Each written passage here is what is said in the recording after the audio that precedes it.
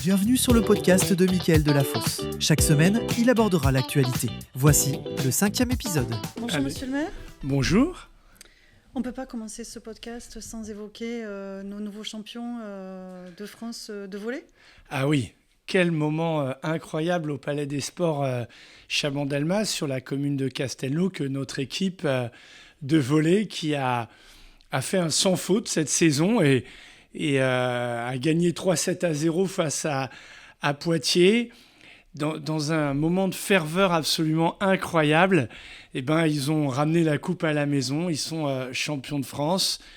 Le président, Richard Kellard, très belle consécration pour un homme qui donne tout pour le sport à Montpellier, pour le capitaine Ézéchiel, formidable, Nicolas Le Goff, qu'on connaît bien, et tous les autres, évidemment, tout le staff. Et donc ça, c'est Montpellier, la métropole, ville sportive. Donc ils étaient dimanche soir à l'Opéra, pas pour chanter, mais pour présenter le titre. Et merci d'ailleurs au Midi qui en a fait sa une. Qu'est-ce que ça fait du bien de vibrer ensemble, d'être heureux ensemble.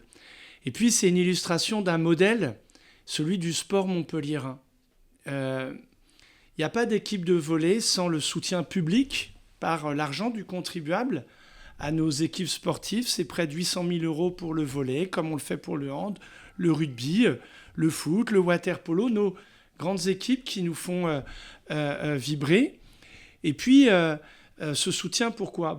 Pour ramener des titres, pour vivre ensemble et vibrer ensemble, mais aussi quand on soutient des champions, ça soutient la pratique du sport pour tous. Et derrière Ézéchiel, il y a des enfants qui ont des rêves plein les yeux et qui peut-être là sont en train de dire à leurs parents « je voudrais m'inscrire dans un club de volley, Croix d'Argent, l'ASBAM, au gymnase Canetta ou dans d'autres lieux de la métropole ». Et plus on fait du sport, mieux on se porte. Vous savez, nous on est la ville de Rabelais. Et il avait cette phrase « un esprit sain dans un corps sain ». Eh bien, le sport, c'est un corps sain. Faites du sport. Dès le plus jeune âge, nos seniors, tous, voilà, c'est excellent pour la santé. Alors, puis bon pour le moral. Parce que quand les nouvelles du monde sont mauvaises, nos volleyeurs, eux, ils nous amènent de la joie. Alors maintenant, il y a la pression pour les handballeurs qui vont à Paris en finale de la Coupe de France. Il y a les jeunes du foot très prometteurs autour de la Gambardella. Et puis au rugby où on suit cette saison. Et dans quelques temps, j'aurai l'occasion de vous parler d'Alexis et Félix Lebrun qui, ce week-end, n'ont pas réussi encore à faire tomber la muraille de Chine, mais ont fini 3e de la Coupe du Monde de tennis de table. Et voilà, et on adore ces sportifs. Mais je pourrais aussi vous parler des filles du basket de la Croix d'Argent, des résultats de la Croix d'Argent à la Pompignane, des médailles du club des U11 des Arceaux. Enfin, vous savez, c'est quand même extraordinaire que tous les week-ends, les terrains de sport soient occupés grâce aux éducateurs, que les jeunes pratiquent du sport, qui vibrent. Moi, samedi soir, je suis allé soutenir nos féminines au hand. Voilà, ça a été dur face à Narbonne, mais elles l'ont emporté 26 à 28. Voilà, donc le sport, c'est tellement un élément de cohésion dont notre pays a besoin. En tout cas, Montpellier sera toujours, en tout cas j'y veillerai, avec M. Martin, M. Bourdin, tous les adjoints au maire en charge des sports des communes de la métropole. Voilà, et grâce à ce formidable mouvement sportif, un des hauts lieux du sport. Alors, on va continuer à le financer, à le soutenir. On va rénover peu à peu les infrastructures. Je crois que c'est nous permettre d'aller dans le bon sens. En tout cas, bravo encore pour cette très belle victoire. On en attend d'autres. Vous m'offrez une parenthèse, une transition toute trouvée avec le FIS. Ah oui, alors ça continue. La liesse qui ne va pas s'éteindre, le côté rassemblement. Vous avez parlé de modèle. Le FIS, c'est 300 000 spectateurs qui font de Montpellier une capitale du sport extrême, mondial, exactement. Mais au-delà de simples aspects économiques, vous avez insisté justement sur les valeurs. Sur la mixité, sur l'accessibilité, sur le fait que les services travaillent main dans la main avec les organisateurs du FIS. L'écologie. l'écologie. L'événement éco-responsable, très important. Tout à fait. Et on sait que ça vous tient à cœur, mais en quoi finalement le FIS, c'est plus qu'un événement sportif ? C'est d'abord un événement sportif, le Long du Lez, et on va accueillir là encore des athlètes de toute la planète. Et Montpellier, à travers le FIS, est l'épicentre mondial des sports extrêmes, le BMX notamment, qui est l'épreuve phare. Mais autour du FIS, les organisateurs ont travaillé à l'éco-responsabilité, sur les déchets, à être attentifs à la répiscive du FIS, aux riverains, dont je sais que pendant 4 jours, voilà, ça génère un petit peu de crispation, mais l'événement est bien installé. C'est aussi un moment où on rencontre beaucoup d'équipes internationales qui viennent soutenues. Et donc, ça fait de Montpellier une ville monde.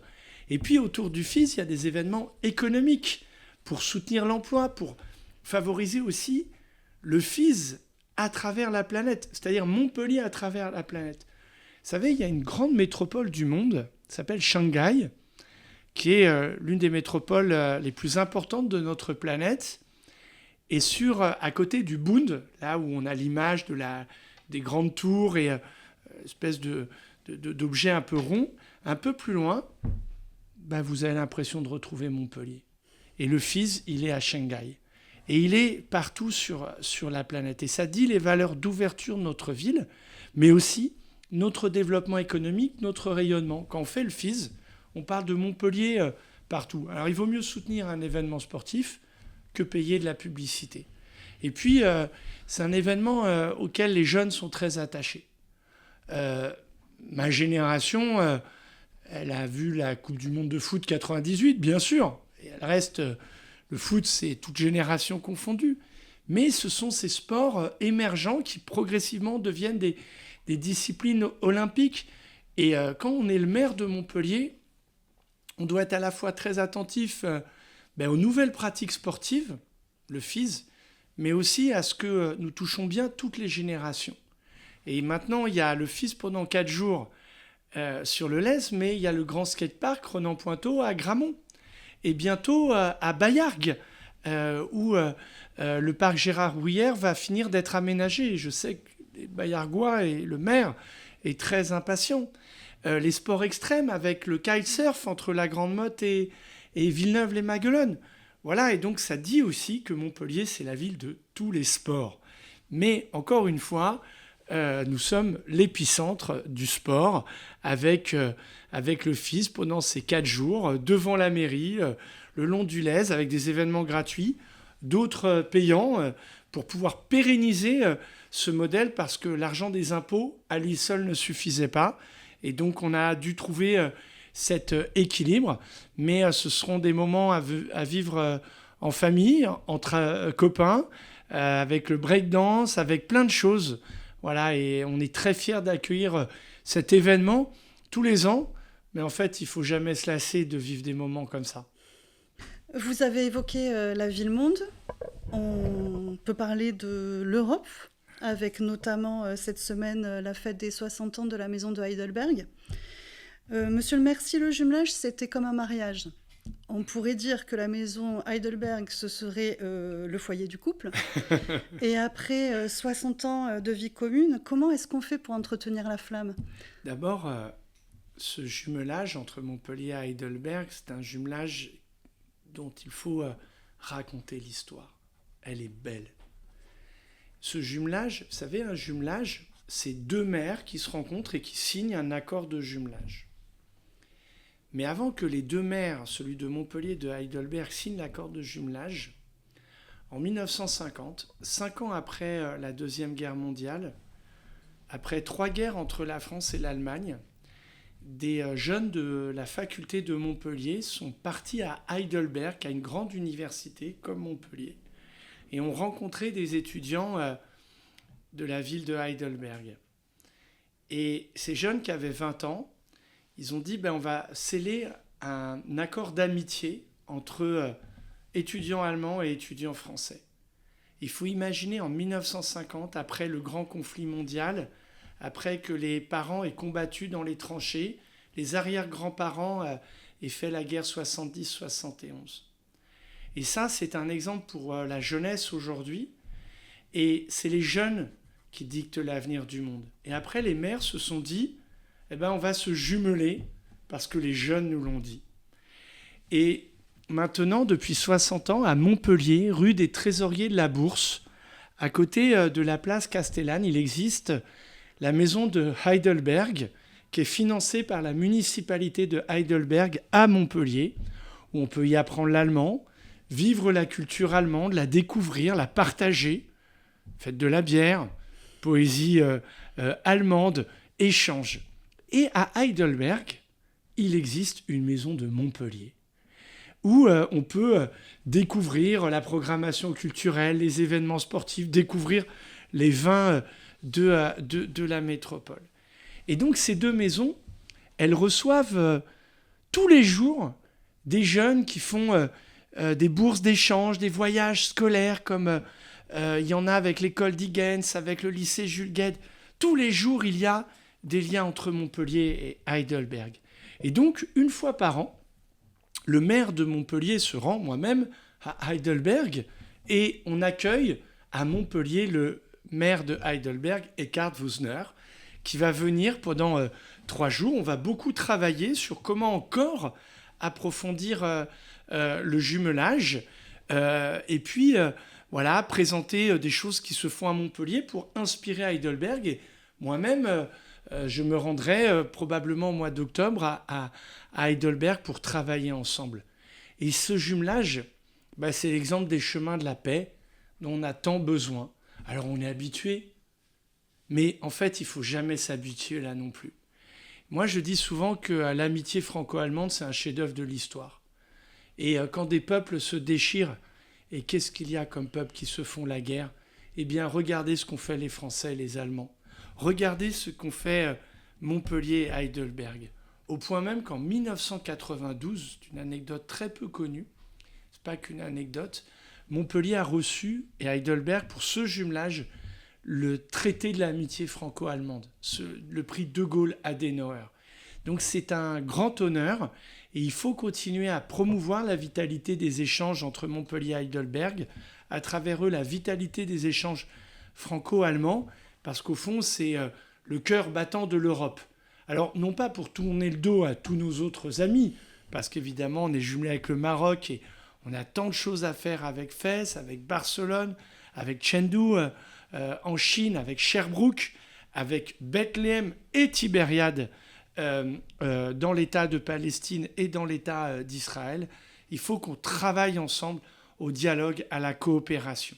Et on finance des bourses pour les jeunes. Vous pouvez d'ailleurs, certains, regarder sur les sites internet, et on est très heureux de ces échanges. Aller vers l'autre, rencontrer l'autre et faire vivre ces échanges. Donc on va fêter, on se sert des anniversaires comme prétexte pour toujours redonner de l'intensité à l'amitié. Là encore, Montpellier, son rôle, c'est d'ériger des ponts et pas des murs. Dans un tout autre registre, vous êtes récemment allé à Paris plaider la cause de Montpellier auprès de la DGCL, la Direction Générale des Collectivités Locales. Concrètement, qu'est-ce que vous êtes allé défendre et pourquoi c'est si important ? Merci de cette question, parce qu'il s'agit des finances de la métropole. La DGCL, c'est elle qui, pour l'État, s'occupe des dotations qui vont être données aux collectivités. Et la métropole de Montpellier, elle consacre par habitant, pour vous, 1095 €. C'est 20 millions pour les pompiers, la police métropolitaine des transports, 3 millions. C'est le soutien à nos clubs sportifs, 12 millions, à la culture à travers les médiathèques, aux piscines, 15 millions. C'est toute la voirie, l'entretien. Et donc, 1095 €, c'est une somme. Et normalement, l'État doit nous verser des dotations aux métropoles. Mais il y a une injustice. Ici, vous avez la métropole de Lille qui touche 167 € par habitant. Et là, vous avez la métropole de Montpellier qui touche 85 € par habitant. Donc on a la dotation la plus basse de la part de l'État, ce qui rend notre situation financière très difficile pour financer nos services publics auxquels chacun d'entre nous est très attaché. Et donc, je suis allé demander une correction de cette injustice pour qu'on rejoigne progressivement la moyenne nationale qui est de 123 € par habitant. Aujourd'hui, on est à 85 €. Donc un effort pour que, tout simplement, on permette à la métropole de Montpellier d'avoir les moyens de fonctionner. Je sais qu'en ce moment, il y a des interrogations sur le choix fiscal qui a été fait, et c'est normal parce qu'on n'est jamais content de devoir contribuer à l'impôt. Mais cet impôt nous aide à financer les services publics. Et moi, ce que je souhaite, c'est que l'État nous aide à financer la métropole pour précisément sécuriser le financement de nos services publics. Donc, j'ai ouvert le dialogue avec cet haut fonctionnaire qui a convenu qu'il y avait une inéquité et pour plaider pour une péréquation pour que petit à petit, on ait une trajectoire de correction. Donc, j'ai ouvert le dossier.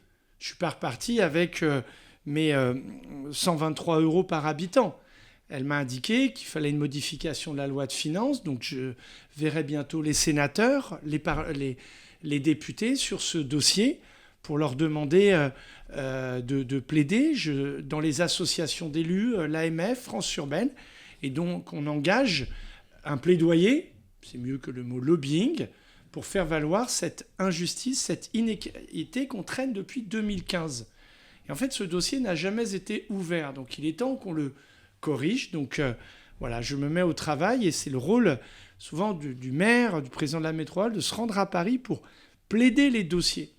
Il y en a un, par exemple, je suis assez content parce que ça a avancé, c'est la rénovation de l'hôpital public, où je suis allé souvent voir les ministres de la Santé.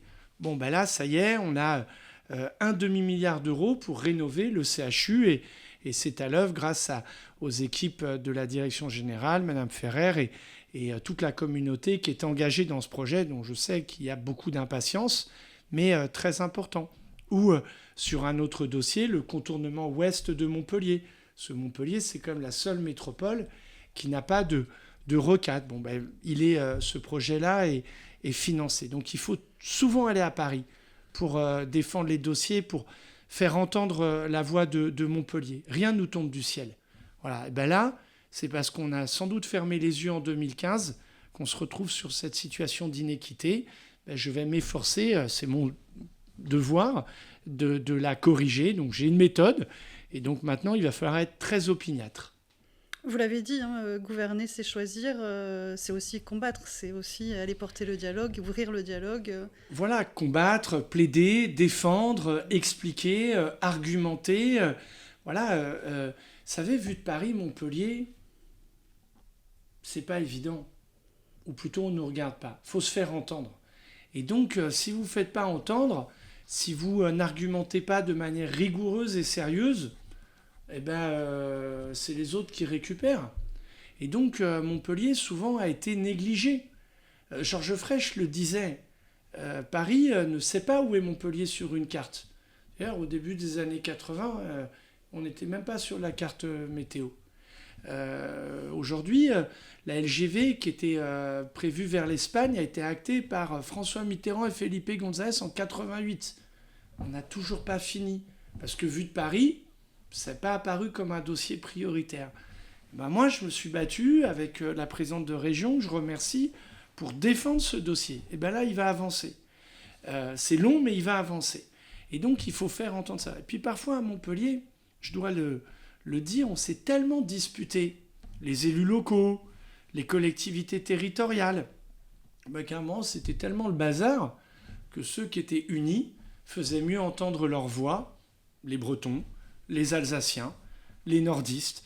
Eh bien, maintenant, on essaye de travailler main dans la main pour rattraper notre retard et plaider, se battre. Parfois, il faut combattre quand les choses sont injustes. En tout cas, là, je vais continuer à porter cette voix. Je vais souvent retourner à Paris sur ce dossier-là parce qu'on ne peut pas accepter cette inéquité. Il y en a une autre à Montpellier. Vous savez, la ville gagne des habitants, le département de l'Hérault gagne des habitants. Mais les moyens pour la justice, les moyens pour la police, les moyens pour les services publics de l'État ne suivent pas. Ça, c'est pas normal. Il faut régulièrement aller le dire. Vous voyez, l'autorité judiciaire, elle est démunie de moyens. Ça, c'est pas acceptable. Voilà, donc il faut aller plaider ces dossiers-là. Se faire entendre, écouter aussi, c'est ce qu'on va avoir l'occasion de faire avec la Comédie du Livre, 10 jours en mai. Nous sommes à la veille de cet événement qui fait que Montpellier entre en festival. On aura bien sûr l'occasion d'en reparler. Je voulais rentrer dans ce dossier par une petite anecdote. Vous avez partagé, vous vous êtes arrêté sur un texte de Maupassant pour le plaisir du passé simple. Est-ce que ce soin que vous apportez aux mots, c'est votre façon à vous de redonner du sens à la parole publique ?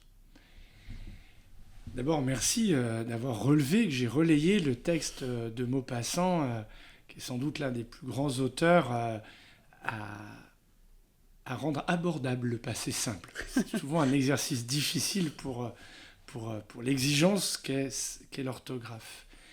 Vous savez, la littérature, le texte, la poésie, c'est le langage.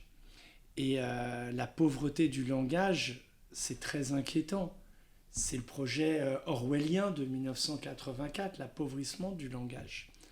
Et donc, on a besoin de la littérature, on a besoin de la poésie, on a besoin d'être confronté à différents styles qui nous plaisent ou qui nous poussent à une forme d'exigence. Voilà l'un des pouvoirs des livres, au-delà du pouvoir des imaginaires. Et donc, à Montpellier, depuis très longtemps, on a une politique ambitieuse pour le livre. C'est les médiathèques de la métropole, et qu'il me soit permis de saluer tous les personnels qui travaillent dans ces lieux et qui sont des passeurs. Et puis, c'est la Comédie du Livre qui soutient nos libraires, qui sont quand même des lieux puissants.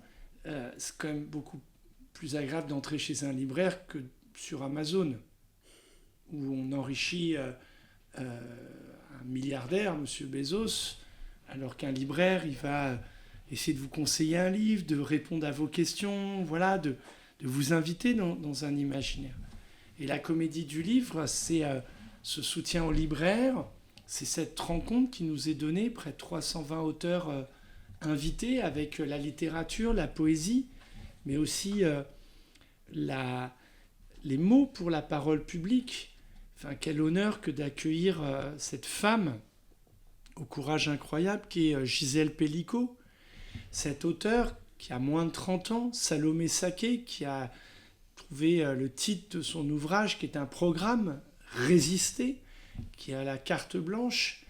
Et puis, quel choix puissant au moment où M. Bolloré cherche à faire la main basse sur l'édition, menaçant la diversité éditoriale des auteurs, un phénomène qu'on ne perçoit pas bien, mais que les professionnels, sur lequel les professionnels tirent la sonnette d'alarme, de pouvoir avoir 38% d'auteurs qui viennent de maisons d'édition indépendantes. Voilà, je pense ici à Marion Mazorik du Diable Vauvert, mais plein d'autres. Et donc, comment on découvre les mots, comment on découvre le style ? Justement, à travers des moments comme la Comédie du Livre 10 jours en mai, où on oscille entre les conférences, des déambulations sous les platanes du Pérou, où on entend des gens dédicacés, on peut discuter avec un auteur ou une autrice qu'on aime ou qu'on va découvrir. D'ailleurs, autrices, parce qu'elles seront, pour la première fois, il y aura plus de femmes à la Comédie du Livre que d'hommes. C'est un autre plafond de verre qu'on réussit à faire tomber. Et donc j'en suis extrêmement heureux. Voilà, les mots ont un pouvoir, mais quand on appauvrit le langage, eh bien on appauvrit ce pouvoir, et c'est souvent la violence qui prend le pas. En tout cas, il faut avoir une grande ambition pour la lecture. Et à Montpellier, voilà, c'est pas M. Bolloré qui va dicter sa loi. Non, c'est cet écosystème du livre, des auteurs, des passeurs que sont les médiathèques, les libraires, les professeurs, tous les acteurs culturels, la maison de la poésie, l'agora des savoirs, tous ces lieux où on peut prolonger la réflexion et cultiver le plaisir de lire et le plaisir d'entendre. Moi, je veux bien là tous ces leaders politiques qui disent on va interdire les écrans, etc. Bon, pourquoi pas? Mais en fait, une des belles réponses, c'est d'essayer de redonner le goût de lire. Et ça, c'est un combat. Si je devais citer une référence cinématographique, c'est peut-être Le Nom de la Rose, qui est le chef-d'œuvre d'Umberto Eco, qui a été adapté au cinéma par Jean-Jacques Hano, où on voit comment l'Église, en tout cas un des représentants de l'Église au Moyen-Âge, veut contrôler les livres parce qu'ils sont le pouvoir, parce qu'ils sont l'ouverture vers un univers. C'est pas parce qu'aujourd'hui on a des livres partout, et c'est formidable, qu'on ne doit pas se préoccuper de ces sujets. Et c'est pour ça que la question de la lecture, du rapport au livre, est une mission de service public que nous assumons. La Comédie du Livre, elle a un coût, près de 900 000 € pour qu'elle ait lieu, mais elle est une grande fête autour du livre. C'est d'ailleurs l'un des seuls festivals qui est gratuit en France. Le Salon du Livre, il a un coût, mais vous payez. Là, il est gratuit. La seule chose, c'est d'acheter les livres. Voilà. Et puis, ça ouvre. Montpellier entre en festival parce que, vous savez, la Comédie du Livre, 10 jours en mai. Et puis après, c'est le printemps des comédiens, le théâtre, qui lui vient d'Athènes au 5e siècle, en tout cas Échille, Aristophane, Euripide, voilà, et qui est un moment très important. Et puis ensuite, vous avez Montpellier Danse. On va voir de la danse contemporaine, mais on va danser aussi. Pas moi, mais chacun d'entre vous. Et puis après, Radio France, ce festival autour de la musique. C'est unique, ça, en France. Ces 4 festivals. J'ai oublié de dire quelque chose sur la Comédie du Livre, qui est pour moi très important. Une des ouvertures se fera avec une écrivaine ukrainienne. Pardonnez-moi, j'ai pas son nom et je voudrais pas l'écorcher. L'Ukraine, c'est la guerre. Et puis sera conclu par 2 grandes consciences du monde. Par Elias Sambar, ambassadeur de l'UNESCO du peuple palestinien, auquel nous pensons. Et la grande conscience israélienne, Elie Barnavi. Et ces 2 personnes vont se parler. Moi, je suis très fier qu'à Montpellier, on ne cultive pas les détestations. On trouve les chemins pour se parler. Voilà, accueillir une figure de l'exil ukrainienne, accueillir 2 peuples dont le chemin devrait être celui de la paix, par le dialogue, par une solution à 2 États, c'est très important. Parfois, on se sent impuissant face aux tragédies du monde. Là, on essaye très modestement d'avoir une réponse et la culture en est une. En tout cas, j'y crois profondément et je sais que beaucoup d'habitants de ce territoire croient dans ce chemin qu'il nous faut défendre. Et puis, c'est une chance exceptionnelle quand on est la 7e ville de France de donner autant d'événements culturels ou de rencontres, de partage. Et pour rien au monde, il ne faudrait les sacrifier. Voilà le sens de la contribution commune et de mon plaidoyer pour augmenter la dotation par habitant, parce que c'est aussi défendre la culture à Montpellier dans sa métropole, mais aussi pour notre pays, la France, qui doit rester un grand pays de culture. Si vous le voulez bien, on fait les questions des auditeurs. Des Instagrammeurs maintenant. Alors nous avons Yasmine qui demande si vous envisagez de faciliter le trajet vers la plage. Ah, Yasmine, qu'est-ce que vous avez raison. Quelle situation ubuesque que ce tramway designé par Christian Lacroix sur le thème de la mer qui s'arrête au milieu d'un rond-point. C'est la fin de la métropole. Et donc aujourd'hui, il y a le bus, il y a un travail qui est fait sur la continuité cyclable, il y a la passerelle qui a été mise en œuvre. Pour arriver à ce que le tram se rende au port, il faudrait que nous arrivions à nous mettre d'accord avec l'intercommunalité voisine. Il faut se parler, ça ne peut pas être imposé, sinon nous n'y arriverons pas. Voilà, donc c'est un sujet qui fera l'objet de discussion avec le président de l'agglomération, mais nous ne pouvons pas lui imposer, il faut convaincre. Donc moi, je me suis engagé à faire sortir le tram de la métropole, aéroport, port. Cette discussion-là aura lieu dans quelques temps. Je sais bien que c'est difficile, mais on travaille sur le cadencement des bus, sur la circulation à pied. Voilà, donc c'est la réponse pour l'été. Puis j'espère qu'un jour, on pourra avancer sur ce sujet. Et merci Yasmine, je comprends ce questionnement. Marlene souhaiterait savoir quel dispositif pour répondre à la forte demande en garde d'enfants sur la métropole. C'est clair que moi, je souhaite que notre territoire soit family friendly. C'est pour ça qu'on s'efforce de promouvoir la culture à hauteur d'enfant. Le week-end, aller à Milleformes, ce week-end Saperlipopette, le cinéma Nestor Burma. Et je ne veux pas esquiver la question. C'est pour ça que nous sommes à la fin en train de livrer 48 nouvelles places en crèche à la Pompignane, que nous allons bientôt lancer un projet de crèche avec l'université Paul Valéry pour accroître le nombre de places en berceau. Parce qu'il faut absolument accompagner les jeunes parents dans une offre de garde.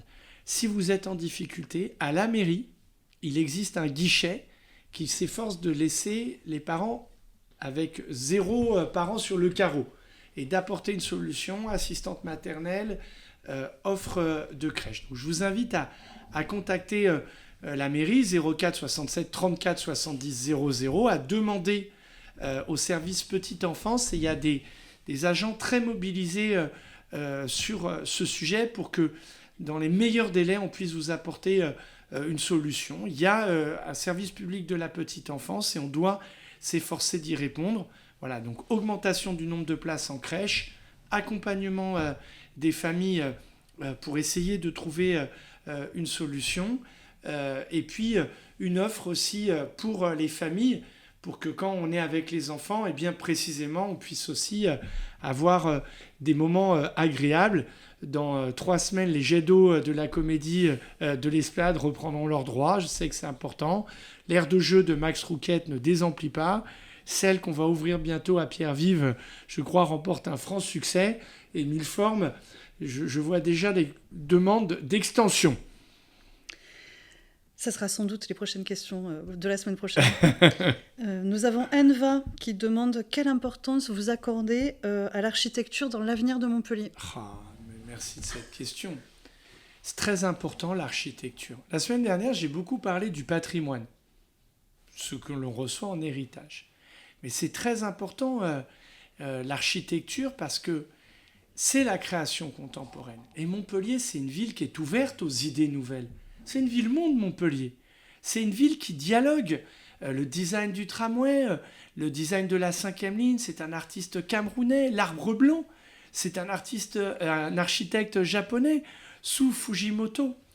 Et donc, l'architecture contemporaine doit avoir sa place. Et donc, des bâtiments qui sont en construction actuellement sont réalisés beaucoup par des femmes. Farchiv Moussavi dans le quartier République, Linda Gottmey avec le projet de Tour des Sports, une architecte, l'une des premières femmes qui a percé au niveau national, qui est diplômée de Montpellier, Manuel Gautran, qui a fait le Bella Roya, qui est l'hôtel devant la gare. Vous savez, c'est ce blanc-là qui s'imbrique, et bien fera devant Cambacérès, devant la gare Sud de France, aussi un bâtiment. Donc, évidemment, il y a les folies architecturales qui sont à l'œuvre. Jacques Ferrier réalise le bâtiment d'Altémed, et c'est très important que les architectes montpelliérains, mais aussi du monde entier, viennent réaliser à Montpellier. Parce que c'est important pour ceux qui vont vivre dans les bâtiments, mais pour nous qui les regardons. Et il faut le beau. Le beau, c'est j'aime, j'aime pas. Il y a ce qui est banal, mais des bâtiments qui ne laissent pas indifférents, des gestes qui ne laissent pas indifférents. Et Montpellier Georges Frêche, quand il a fait Antigone, il a voulu une architecture néoclassique, celle de Ricardo Bofill, incroyable. Tout le monde, c'était très controversé. Maintenant, à Montpellier, on est très fiers de cette architecture. Bon, eh bien, il faut qu'on continue à accueillir des architectes, plus en plus de femmes, des urbanistes, des paysagistes, pour continuer à écrire la ville contemporaine. Donc, merci beaucoup de cette question. Nous avons aussi beaucoup d'agences d'architectes montpelliérains. Moi, je veux saluer l'agence Totem, par exemple, qui a travaillé sur l'espace Ambroise Croizat, qui est un lieu des solidarités. Je les ai cités, eux, ça y est, je vais avoir des problèmes avec tous les autres. Mais on essaye de donner plein de références. En tout cas, Montpellier est une ville qui s'efforce de promouvoir l'architecture contemporaine.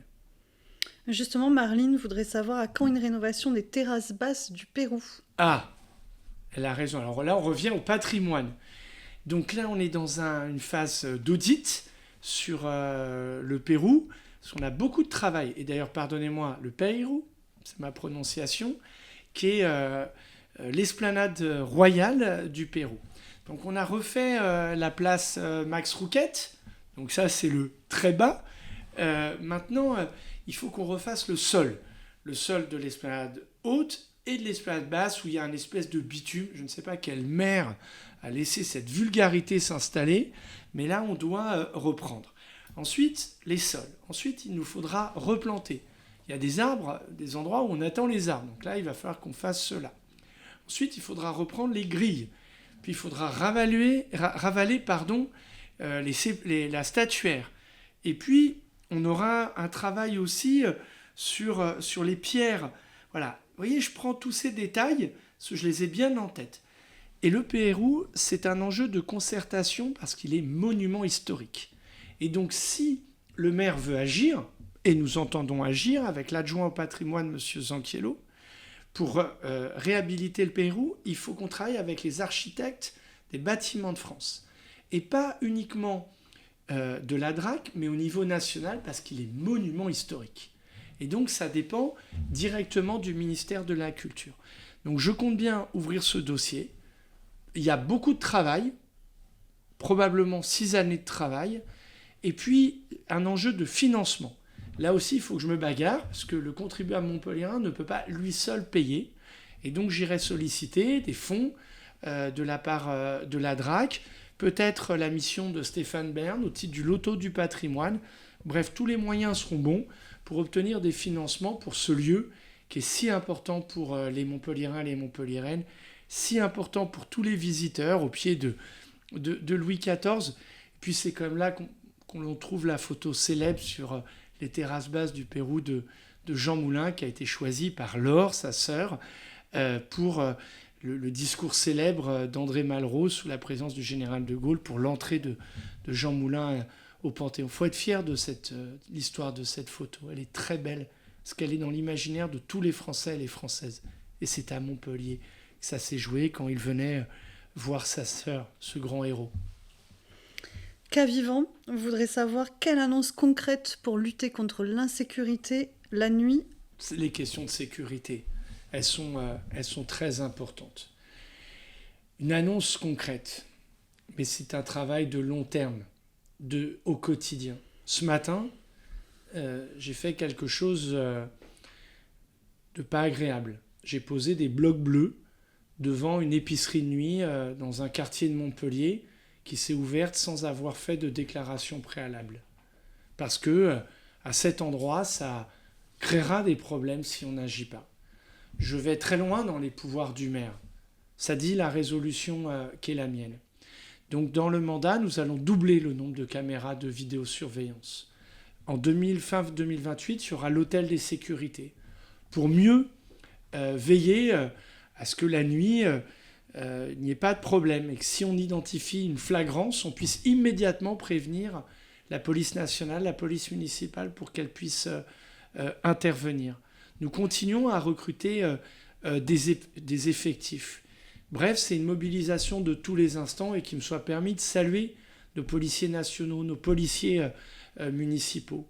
Dans les tramways, l'application SOS permet d'identifier les situations d'insécurité pour mobiliser les forces de l'ordre. J'invite à l'utiliser, elle est très efficace. On va aussi mettre des bandes d'appel d'urgence, voilà, parce que chacun et chacune a droit à la sécurité, au respect de la règle. Ce que je constate, c'est pas que l'insécurité a disparu. J'aimerais pouvoir le dire.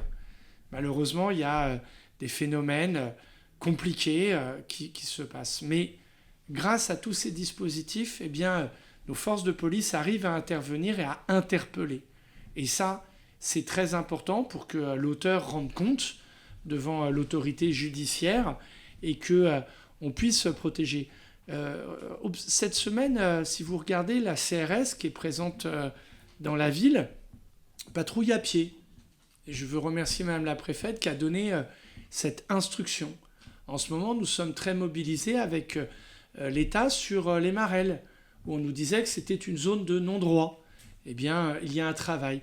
C'est méthodique, c'est du travail au long cours. Donc à la question quelle annonce immédiate, je réponds la mobilisation totale des moyens et je salue ceux et celles qui portent l'uniforme. Vous savez, moi, il y a un débat qui me demande en conseil municipal de débrancher les caméras et de désarmer la police. Je ne céderai pas sur ces sujets-là parce qu'il faut que nos policiers puissent se protéger en cas de menaces et débrancher les caméras, ce serait renforcer l'insécurité dans notre ville. Je vais les doubler. MBA demande quel projet pour la ZAC République, car cela risque de devenir vraiment trop bétonné. La ZAC République, elle répond à la question de la semaine dernière. Monsieur le maire, qu'allez-vous faire pour le logement ? Et qui habite le quartier sait depuis 2008 qu'il y a un projet de nouveau quartier à cet endroit.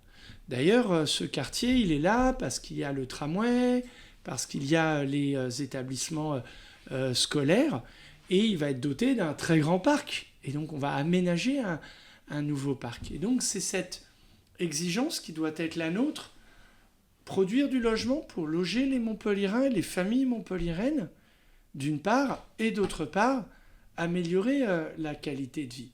Et la fin du quartier République, c'est la fin du quartier Port-Marianne, qui a été initiée par feu Georges Frêche et au long cours mené. Et donc, le long de l'avenue Nina Simone, eh bien, il va y avoir les constructions à cet endroit et on va pouvoir traiter le risque d'inondation et faire un grand parc. Et le long de l'avenue Raymond Dugrand, eh bien, va se terminer le quartier par justement un élément d'architecture contemporaine, les galets qui vont venir se poser. Et puis à un moment, ça s'arrête. Parce que, voilà, on ne va pas aller jusqu'à l'autoroute. Voilà, ça s'arrête. Donc c'est cet équilibre-là. La semaine dernière, monsieur le maire, que faites-vous pour le logement ? Et là, attention à ne pas trop urbaniser. Je ne crois pas que la personne dit rien. Il faut urbaniser de manière équilibrée. Voilà l'esprit du quartier République. Une dernière question. Nanu, qui finance le podcast ? C'est une très bonne question et c'est un acte de transparence. Ce podcast, il est financé par la collectivité, par la ville de Montpellier. Je l'ai souhaité tout simplement parce que c'est un moyen de pouvoir mieux expliquer l'action publique. Comme la ville finance le journal municipal, le journal de la métropole, même si pour faire des économies, nous l'avons réduit. Par contre, quand j'ai une communication sur mes propres réseaux sociaux, que certains suivent sur Instagram, LinkedIn, Twitter, là, elle relève de mon propre engagement et de mon temps personnel, ou plutôt de mon rôle d'élu. Et donc, comme toutes les collectivités, il y a des services communication qui accompagnent la parole, l'explication. Et donc, moi, je crois que ce format-là, et j'en remercie tous ceux qui posent des questions, permet de répondre. Tout comme nos services communication, je leur rends hommage, animent la page Facebook de la ville, de la métropole, les différents comptes pour relayer de l'information auprès de chacun et de chacune. Mais je veux le dire de manière très résolu. Le temps est à la sobriété aussi sur les moyens de communication. Je me souviens, mon prédécesseur mettait son nom partout sur chaque affiche. Tout ça, c'est terminé. Le journal de la ville et de la métropole, on les envoie ensemble. C'est passé tous les 2 mois. Avant, c'était tous les mois. Voilà, on essaye de faire extrêmement attention à cela. Mais c'est aussi une réponse à des gens qui, dans la rue, m'interpellent et me disent « Monsieur le maire, vous devriez mieux expliquer tel ou tel point ». Pour ça que les questions qui sont posées permettent d'expliquer les choses. En tout cas, ça s'inscrit dans des dispositifs en parfaite légalité du point de vue de la loi. Et si jamais il y avait un manquement, évidemment, nous les corrigerions. Une dernière question. Allez. De Théo. Théo. Quand commencent les travaux des futures lignes de bus-tram ? Théo, il est impatient. Alors, Théo, je vais partager. Il y a beaucoup de gens qui m'ont dit « Monsieur le maire, c'est quand la fin des travaux ?» Et c'est vrai que ça a été très dur, mais maintenant, il est temps de profiter. Et donc, actuellement, dans le budget de la métropole, il y a 8 millions d'euros qui ont été inscrits pour financer les études, les premiers aménagements. Et on voit bien le prolongement de la bus tram A qui a fait l'objet de débroussaillage et qui permet d'aménager. Donc ça, c'est sur le budget 26. Puis, sur l'année 27, on va commencer à entrer dans le dur. Et puis, l'année 28, dans le très dur. Voilà, pour une mise en service, je l'espère, sur fin 28, début 29. Le calendrier sera précisé parce qu'il faut qu'on fasse très attention sur le plan budgétaire. Ça, c'est pour la bus tram vers l'est et la bus tram vers l'ouest. Et puis, dans la deuxième partie de la décennie et dans le début de la nouvelle décennie, 2030-2032, on fera les bus tram intramuros. Je crois qu'il faut qu'on fasse attention. Beaucoup de gens doivent prendre des nouvelles habitudes du point de vue de leur déplacement. Il y a les travaux du contournement ouest qui commencent. Et déjà, au rond-point de chez Paulette, c'est difficile. Donc voilà, on doit phaser, équilibrer pour que les nouvelles habitudes de circulation se prennent, les nouvelles habitudes de déplacement. Voilà, il faut un peu de mesure. Je veux le dire à Théo, et je crois qu'il le sait, on a quand même beaucoup chamboulé. Donc là, il faut s'approprier. D'ailleurs, on va faire encore des corrections autour de la ligne 5 dans le quartier de la Cité Créative. Partie de la rue de Fontcouverte cet été va changer de sens parce qu'on a vu que là, il y avait une sorte de loupé circulatoire et que c'était un peu galère pour les gens. Donc on opère aussi ces corrections. Et puis on aura des mesures de résorption du trafic de transit qui nous attendent et surtout de sécurisation du tramway parce que quand une voiture percute un tram, c'est dangereux pour l'automobiliste, c'est dangereux pour le chauffeur, c'est dangereux pour les usagers de la rame, ça perturbe le réseau et au moment où le prix de l'essence flambe, on a plus que jamais besoin des transports en commun gratuits. Merci monsieur le maire. Merci beaucoup. On se retrouve la semaine prochaine. La semaine prochaine, avec grand plaisir.